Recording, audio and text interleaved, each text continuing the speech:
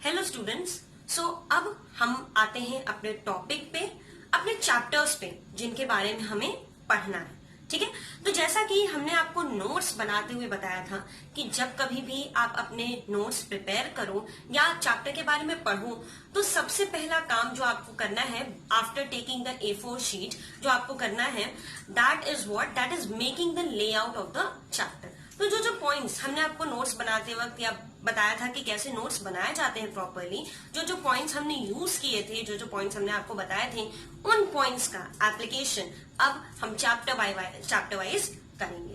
ठीक है, तो स्टार्ट करते हैं सबसे पहले अपने चैप्टर के लेआउट से।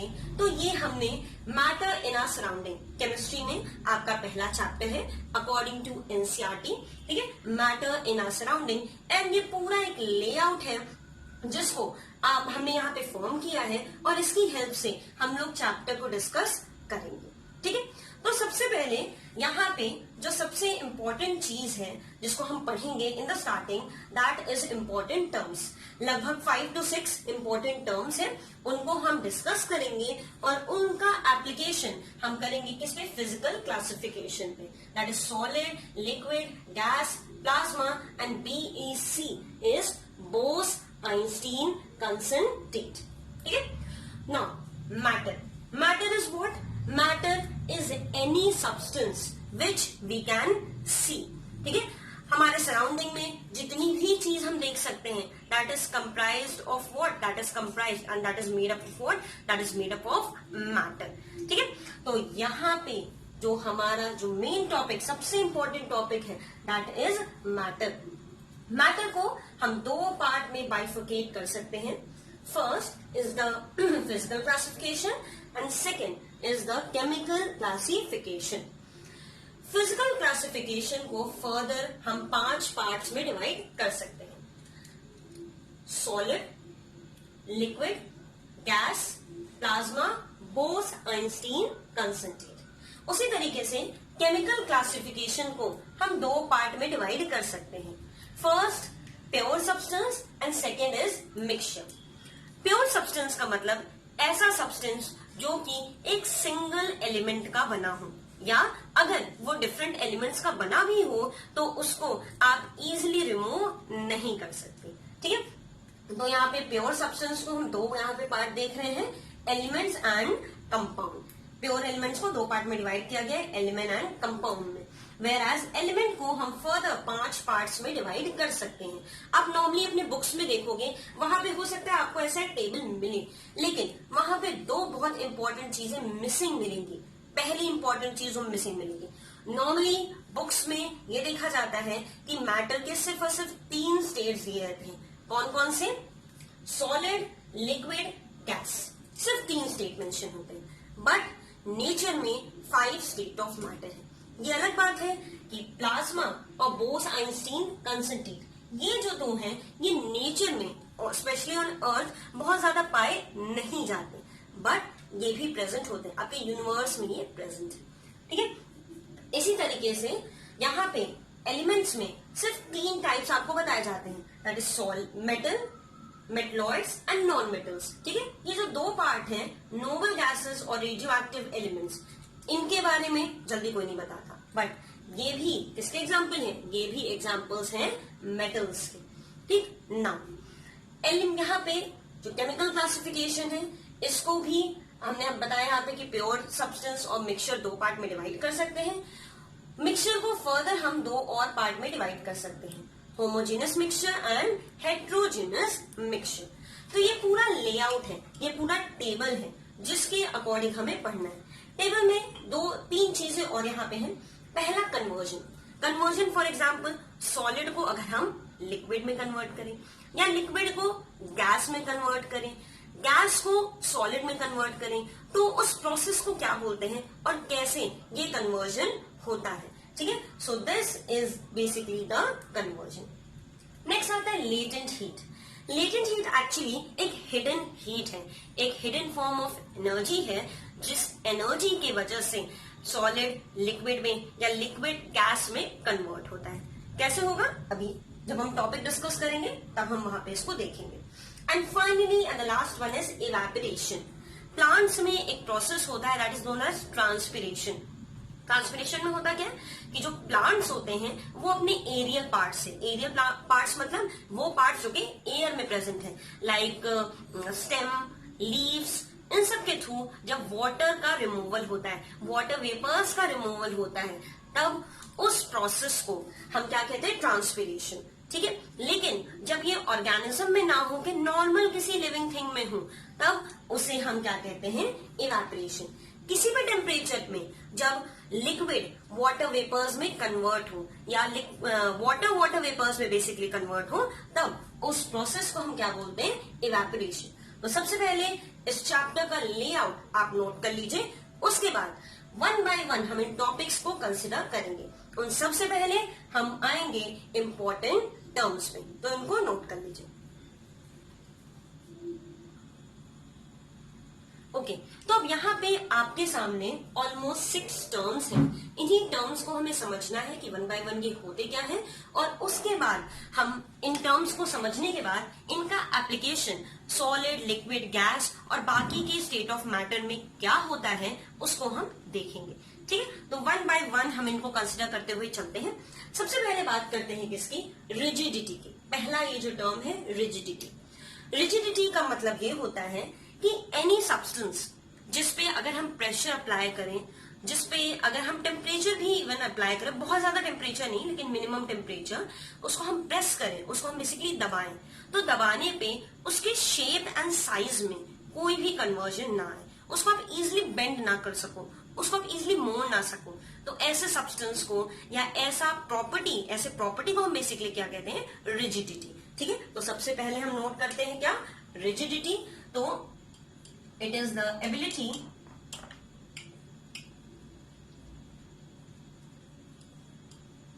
it is the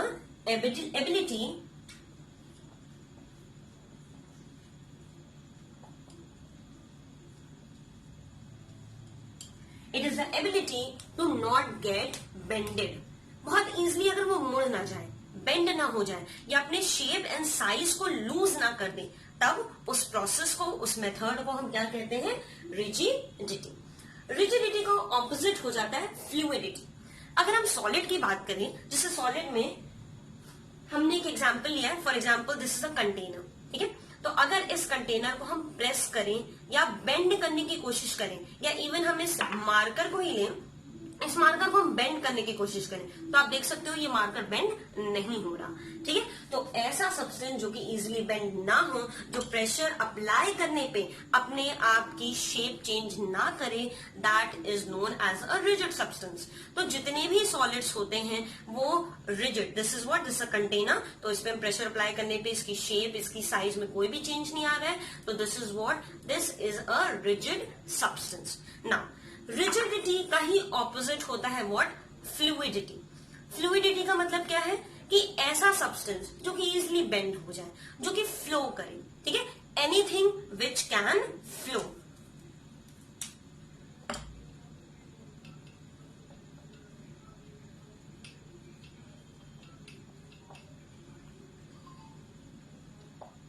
anything which can flow. तो फ्लो कौन कौन से सब्सटेंस करते हैं, लिक्विड एंड गैस फ्लो करते हैं। तो वो सब्सटेंस जो कि फ्लो करें, जो कि मूव करें, जो कि एक जगह से दूसरी जगह अपने प्लेस को चेंज कर सके खुद ब खुद, आपको उनको एक जगह से दूसरी जगह ले जाने की जरूरत नहीं है, तो ऐसे सब्सटेंस को हम क्या कहते हैं, फ्लूइड कहते हैं, और उस प्रॉपर्टी को हम क्या कहते हैं, फ्लूइडिटी। ठीक है, फ्लूइडिटी के बाद अब हम नेक्स्ट आते हैं किसमें, कंप्रेसिबिलिटी पे। कंप्रेसिबिलिटी का मतलब ही वही ऑलमोस्ट लगभग सेम हो जाता है किसके, ऑलमोस्ट इक्वल टू रिजिडिटी। तो कंप्रेसिबिलिटी का मतलब कि ऐसा कोई सब्सटेंस जिसको हम कंप्रेस कर सके। देखो अभी हम लोग नेक्स्ट 2 टर्म्स पे आ रहे हैं, इंटरमोलिकुलर स्पेस और इंटरमोलिकुलर फोर्स ऑफ अट्रैक्शन। तो उनमें आप देखोगे सॉलिड, लिक्विड और गैसेस, तीनों के मॉलिक्यूल का हम अरेंजमेंट देखेंगे कि किस तरीके से मॉलिक्यूल उनके अरेंज्ड हैं। जब उनके मॉलिक्यूल का आप अरेंजमेंट देखोगे तो ये देखोगे कि सॉलिड के मॉलिक्यूल्स एक दूसरे के बहुत पास अरेंज होते हैं, वहीं लिक्विड के जो मॉलिक्यूल्स होते हैं वो थोड़े दूर दूर होते हैं, और गैसेस के मॉलिक्यूल सबसे ज्यादा दूर होते हैं। तो सॉलिड को जब हम कंप्रेस करते हैं, जब हम दबाते हैं, तो होता क्या है कि इसके मॉलिक्यूल्स ऑलरेडी इतने पास है तो और एक दूसरे के क्लोज नहीं आ सकते, इस वजह से ये कंप्रेस नहीं हो सकते। लेकिन इसी तरीके से अगर हम लिक्विड को कंप्रेस करें, क्योंकि उसके मॉलिक्यूल्स के बीच में थोड़ी जगह है, थोड़ी डिस्टेंस है, तो वो थोड़े बहुत कंप्रेस हो जाते हैं। बट गैस, उनके मॉलिक्यूल्स के बीच में काफी ज्यादा डिस्टेंस होती है, तो वो काफी ज्यादा तरीके से कंप्रेस हो जाते हैं। तो कंप्रेसिबिलिटी का मेन मतलब क्या है? टू बिकम कंप्रेस्ड या to become reduced in quantity. तो कैसे हम देखेंगे इसको?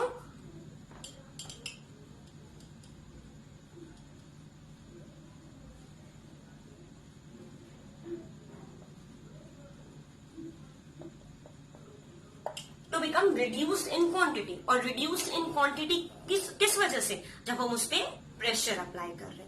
ठीक, तो इसे हम क्या कहेंगे? इसे हम कहेंगे कंप्रेसिबिलिटी। नाउ अब आपके सामने ये जो दो टर्म्स आ रहे हैं, they are inverse two each other, यानी कि एक ज्यादा होगा तो दूसरा कम होगा। ठीक, उसी तरीके से पहला वाला कम होगा तो दूसरा वाला ज्यादा होगा। इंटरमॉलिक्यूलर स्पेस, देखो बायो और केमिस्ट्री की, साइंस बेसिकली कह सकते हो, फिजिक्स केमिस्ट्री बायो, इन सबकी सबसे अच्छी बात ये होती है कि इनके टर्म्स को अगर आप स्प्लिट करो तो उसकी मीनिंग आप खुद ही समझ जाओगे। तो इसको अगर हम स्प्लिट करते हैं,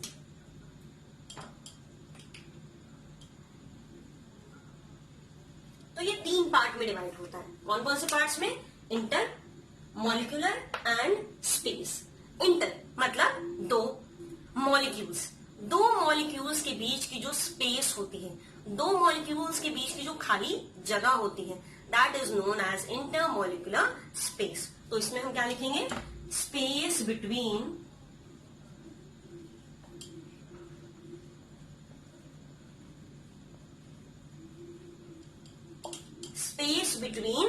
टू मॉलिक्यूल्स, दो मॉलिक्यूल्स के बीच की जो वेकेंट स्पेस होती है उसे हम कहते हैं intermolecular space.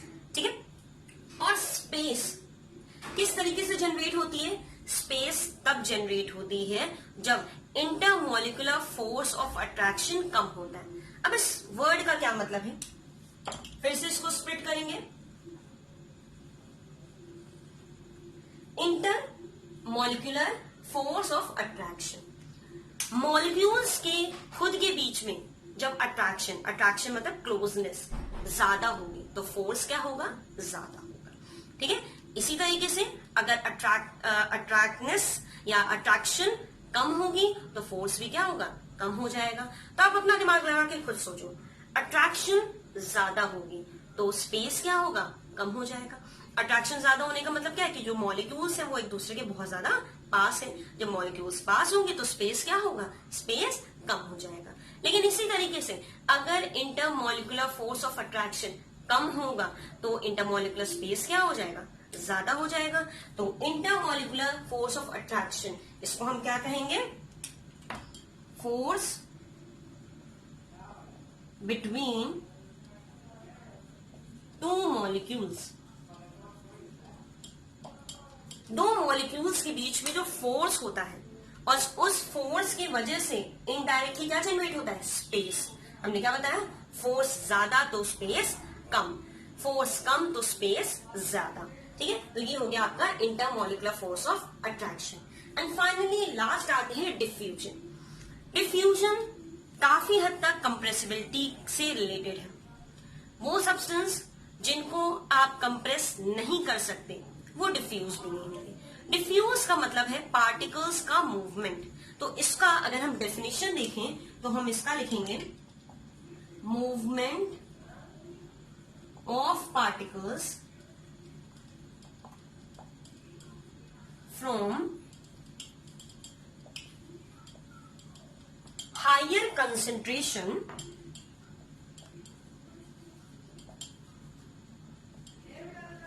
to lower concentration।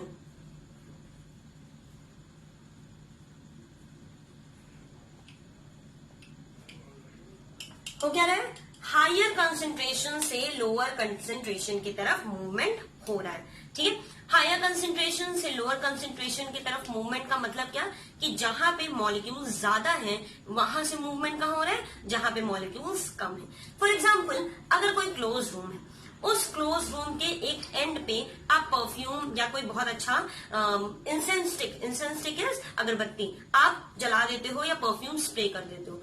थोड़ी देर बाद क्या होता है कि उस परफ्यूम की स्मेल पूरे रूम में फैल जाती है, पूरे रूम में स्प्रेड हो जाती है, ठीक है। तो उस परफ्यूम की स्मेल की वजह से पूरा रूम आपका ऐसा हो जाता है कि आप पूरे रूम में उस स्मेल को फील कर सकते हो।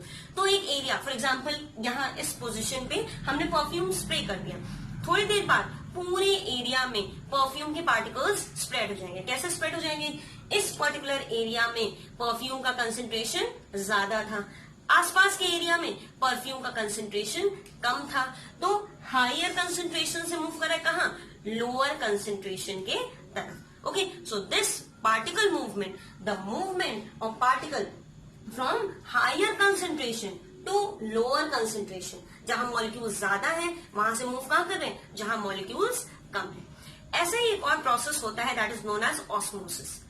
रूट्स वाटर का एब्जॉर्प्शन करते हैं, तो that is by the process of osmosis only. होता क्या है कि जो आपके रूट्स के मेम्ब्रेन होते हैं, जो रूट का आपका लेयर होता है, आउटर मोस्ट लेयर, वो एब्जॉर्ब करता है वाटर को। और ऑस्मोसिस